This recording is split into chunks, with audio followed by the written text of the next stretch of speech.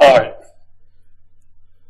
Well, let's go to our next topic here. I know this is a topic that you have a special, special place in your heart for, as you do a lot of advocacy around this topic. Why don't you let us know what you do there? Okay. Well, yes, this is indeed a topic that is very near and dear to my heart. It is the city of Winnipeg released some infill guidelines, and these are part of something called the residential infill strategy. So infill is a term that refers to building new homes in already built or established neighborhoods. There's a lot that it can mean, but in the context of this strategy, they're specifically talking about neighborhoods that are on a grid, so not cul-de-sac areas like Lindenwoods, and are outside of the downtown in South Point, Douglas. And the reason why they're not including the downtown and South Point, Douglas in there is for the downtown, they have a downtown planning policy framework, and it's, by Winnipeg standards, pretty permitting of multifamily development. And the South Point Douglas, it has a lot of old industry sites that they're trying to transition to new uses, so they've sort of sectioned it off for specific policy focus. But these infill guidelines are for mature communities, so that'll include areas like parts of St. James, Central and River Heights. North River Heights, eh? Yep. West Broadway, which is just outside of the downtown. And parts of the North End. Old Transcona, which is if you look on a map, a bit interesting because it's nowhere near the rest of the city. But the reason it's included is because it's built on a grid. And the reason it has a classic grid structure is that Transcona was actually a separate city from Winnipeg that was pretty independent of it in the early years. So it sort of developed its own downtown hub type scenario. So infill homes can be controversial. Some people dislike the look of them or think it changes the character of their neighborhoods.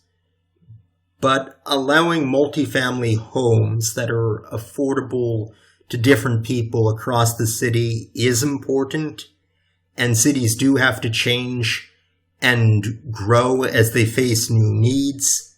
This has happened a lot in the past, especially before in the mid or early 20th century, cities started to get these rigid zoning codes that prevented multifamily housing and made it much harder to build new types of housing. Before that, there was, I'd say, a more organic process, not always great, but there was more ability to change as cities' populations grew and as the preferences and needs of people in the city grew.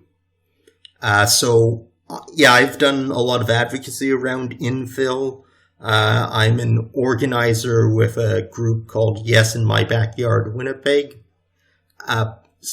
And at this moment, the city is asking for feedback on these guidelines, and I've had a look over them, as have some other people. We've noticed that these guidelines, especially along some of their standards for lot dimensions and setbacks and stuff would make it impossible to rebuild existing duplexes and triplexes in many neighborhoods in the city. So with that said, the city has a survey that they're asking people to fill out, which we can include in the show notes. The gist I'd like to give off is, building new homes, replacing aging houses that are coming to their end of their lives, and allowing multiple families to live on the same land is an important part of our city's growth. Yeah, I agree. I'm a big fan of infill housing, and I think, and I don't know, I don't really see them being ugly or anything like that. I think they're kind of neat looking, actually. I know other cities have embraced this. Do you know some of the cities that have embraced this a lot? I'd say in Canada, one of the leaders is Edmonton. They have those, what do they call them? Garden suites, I think. Garden suites, yes.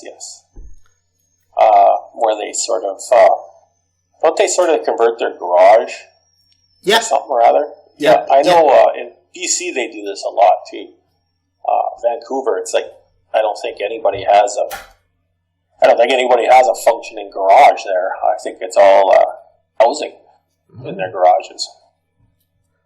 Yeah. I know, my daughter, she lives in Vancouver, and where she lives like in a I'm guessing it's a pretty big, tall house. So I'm guessing there's about fourplex there, and then to add on to that, and in the garage, it's another place, right? It's pretty neat that all these people can, and it seems to work for them. Yeah. Everybody just seems to get along, and doesn't seem to be any problems when I was there and stuff like that. Yeah. Yeah. So. Yeah, and there are, I think, people in our extended family who sort of live in a house with a secondary suite in it. Yeah. It's allowed, my mom to stay with my sister, and it gives us a peace of mind that she's not alone, and it helps my mom in ways that she can get groceries, and that she's really close to the grandkids and stuff like that. Yeah, it's worked out very, very, very well for that. Yeah, I'm a big fan of it. Mm-hmm. And I think as our population ages, you'll sort of see a lot of cases where people, where families would like to have like a smaller attached suite or a suite in the yard for a relative who doesn't want to stay in your same house all the time, but wants to be nearby. It's like they have their own space, and it's not just a room. It's got, a place that has a kitchen where you can cook, you have your own showers and stuff, like, your own bathroom, shower, living room, it's basically like an apartment or whatever, right? Yep.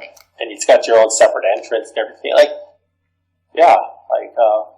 It's their own place. It's just part of the same building, right? Mm-hmm. I think that's very important. I know to my sister and my mom that if they're getting a little, if they had each of us hadn't sort of, I guess, had enough of each other for the day or something like that, they can retreat to their own space and have their own things and just be alone without fear of, but then knowing that they're still really close. I like it. Yeah, and I think it meets their needs quite well there, and yeah, I think this is certainly the type of thing that the city should be making easier with the way it writes its rules and policies. Yeah, I